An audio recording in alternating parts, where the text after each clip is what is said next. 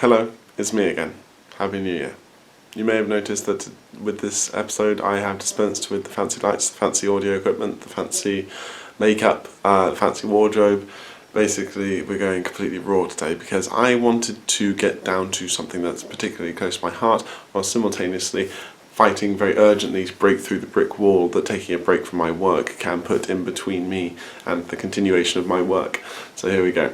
I'd like to talk to you about something that's close to my heart, and that is New Year's. Now, anybody who knows me particularly well will know that I can't stand any kind of human illusion forcing different meanings onto time that isn't actually there. Take, for example, I had an ex-girlfriend who basically used to, if she ever got upset, particularly during a day, she would say, "Oh, my day is ruined, you have ruined my day." And I'd be standing there like, it's 2 o'clock, you know, there's still time to turn this bad boy around, there's still things that we can do about it.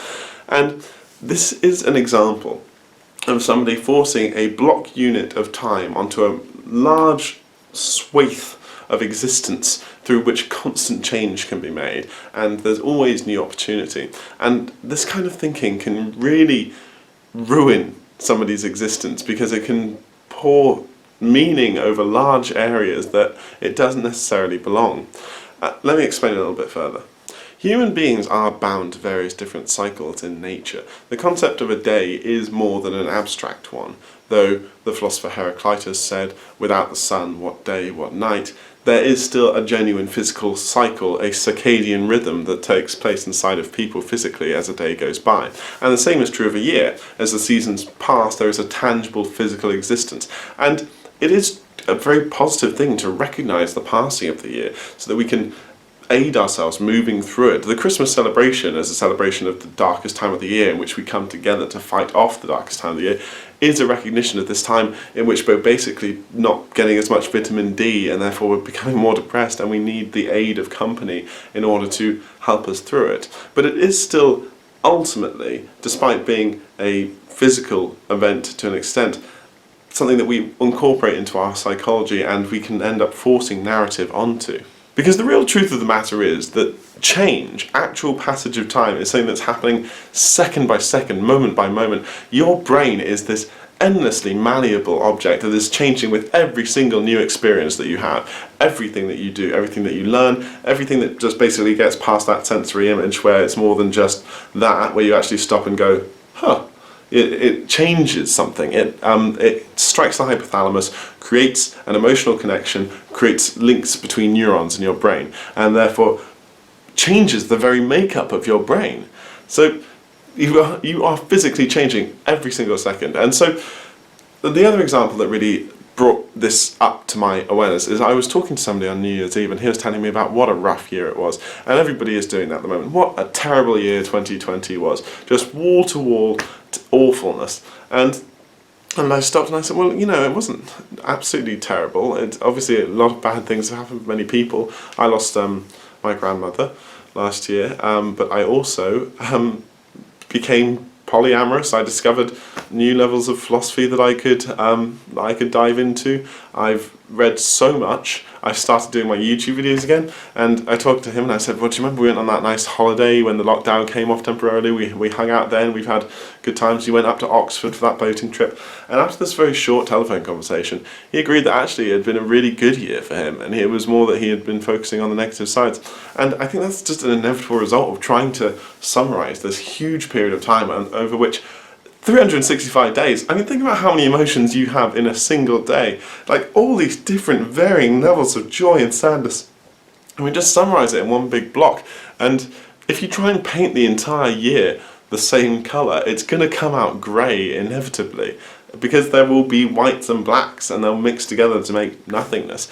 But why extinguish the brightness, the colour, the life of moments that were golden by just chucking them into this big collective melting pot of time which doesn't really exist, because we live in the moment. I mean, that's the thing that people keep talking about, they're going to live in the moment, and that's such an abstract idea in itself, because so imperfect we are as machines. We're basically just picking pieces of data together and trying to make a present to be living in. But we are ultimately that, and it's by hanging on to the future and the past that we end up continuously mentally travelling through time, trying to force bigger things into smaller things. It's a really common concept discussed about in like Buddhist meditation, and there's a medical term for it. It's called chronesthesia, the sense of moving constantly through time in a way that keeps you from being truly present in the moment that you're currently in. A big part of that is the fact that we are taught to see things as characters from the outside perspective, like a narrative. But like I said, there is definitely something to be had out of actually recognising these times as they come and as they pass.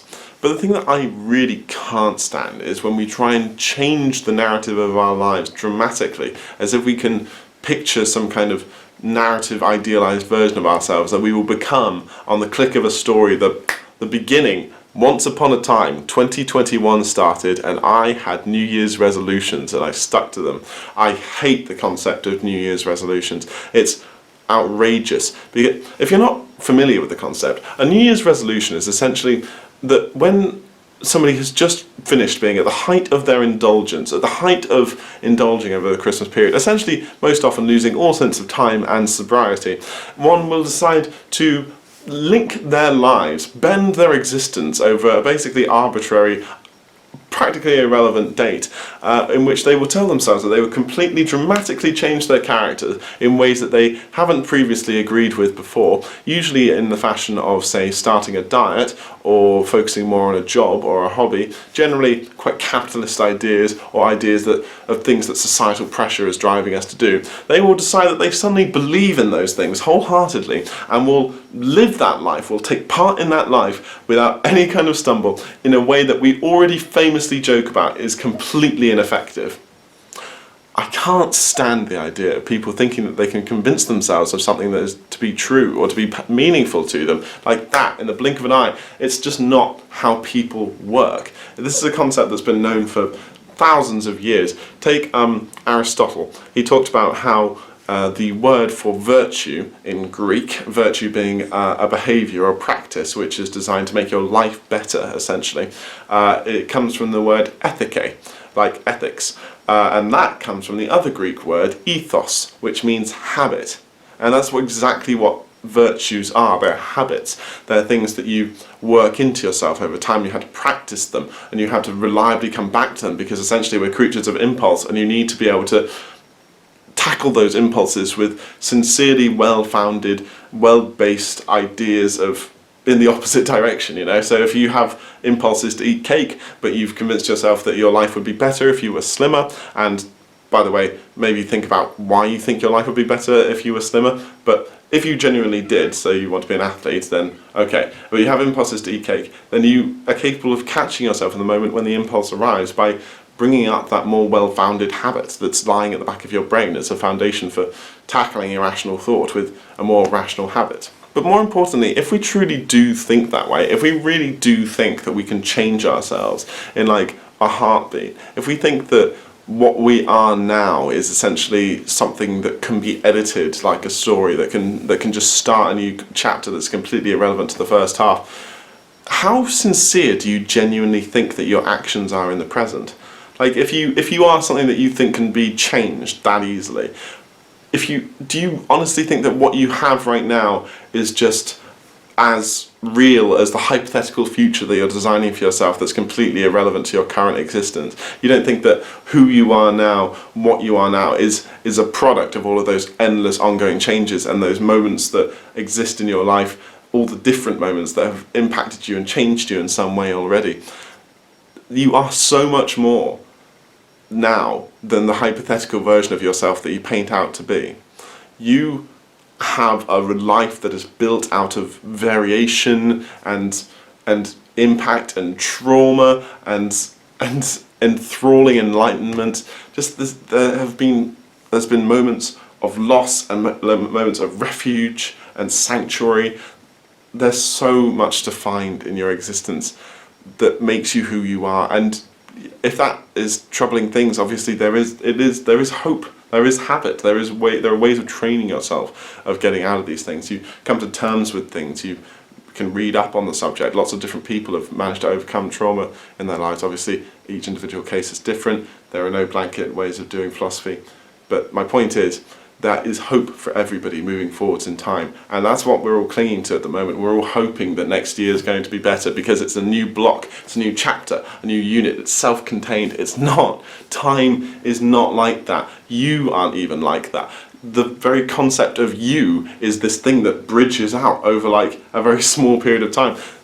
Side note, there's this thing called a saccade, which is an event in your biology where basically when you move your eyes really quickly around the room, your eyes move so quickly that if you were to take in every sensory thing that you saw, it would make you just sick. So your brain retroactively edits the present as it goes along in order to make it make sense. Have you ever looked at a clock and thought that it looked like the second hand was moving a little too slowly for 1 second and then it keeps moving at a regular pace again? That's because your brain is retroactively editing the memory to make it so that that 1 second lasts a little bit longer, so that to fill in the gap from when you look from left to right.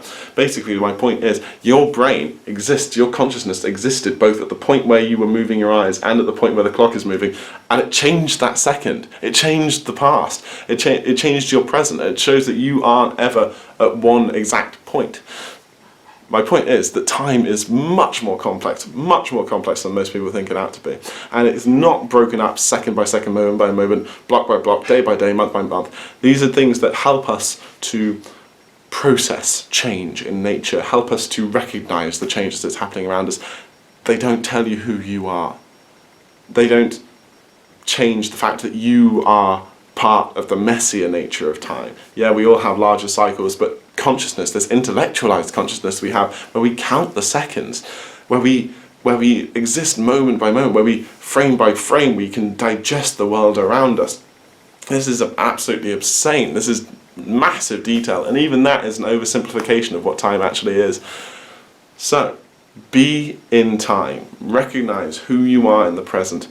Don't wrap your life, warp yourself, try and limbo under some random arbitrary date. If you believe something is better for you, pursue it long term. It doesn't come easy. You don't step from one level to the next just because somebody said it was a day. And by the way, if you go into it knowing that it's not going to work, that might also indicate that you're following ideas that don't belong to you and that you don't genuinely want.